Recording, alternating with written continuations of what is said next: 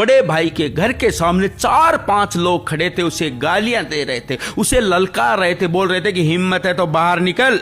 बड़े भाई की छोटे भाई से बोलचाल थी नहीं। छोटा भाई अपने घर के दरवाजे के सामने खड़ा खड़ा तमाशा देख रहा था और मन ही मन बहुत खुश हो रहा था कि बड़े अब पता चलेगा तुम्हें। इतने में छोटे भाई की पत्नी वहां पहुंची। उसने कहा कि आपके बड़े भाई को 4 लोग मिलके गालियां दे रहे हैं, उसे ललकार रहे हैं और आप यहाँ तमाशा देख रहे हो, आपको ये शोभा नहीं देता। उसने कहा कि कौन सा बड़ा भाई, ये तो मेरा दुश्मन है, मेरे तो बोलचाल ही नहीं है, इसके साथ में तो ऐसा ही होना चाहिए, हम भाइयों में तो लड़ाई है। पत्नी बोली कि हमारे खानदान में ऐसा नहीं होता, आप भाइयों में बेशक 1000 लड़ाई होगी, पर जब कोई सामने दूसरा आके भाई से लड़े तो दोनों भाइयों को एक होना चाहिए। ये है परिवार का नियम, हमारे खानदान में तो ऐसा ही होता है। अगर आप ऐसा नहीं करते तो आप एक कायर और बेकार इंसान हैं, आपको चूड़ियां पहन लेनी चाहिए। ऐसा कह के छोटे भाई की पत्नी ने लठ उठाया और बड़े भाई के साथ देने के लिए चल पड़ी। पत्नी को जाता देखा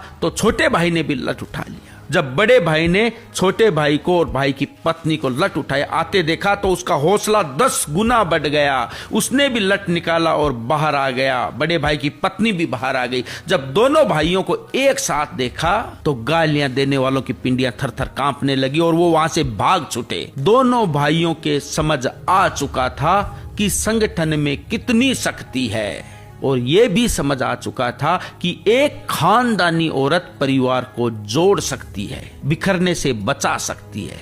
वही कोई बेकार खानदान की औरत हो तो परिवार को बिखेर सकती है। कैसा भी हो, मुसीबत में भाई को भाई की भुजा बनना चाहिए, ना कि मजे देखने वाला, तमाशा देखने वाला।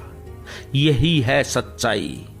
कहते हैं ना कि गाय न्याणा की और बहू घराना की तो घर को स्वर्ग बना देती है।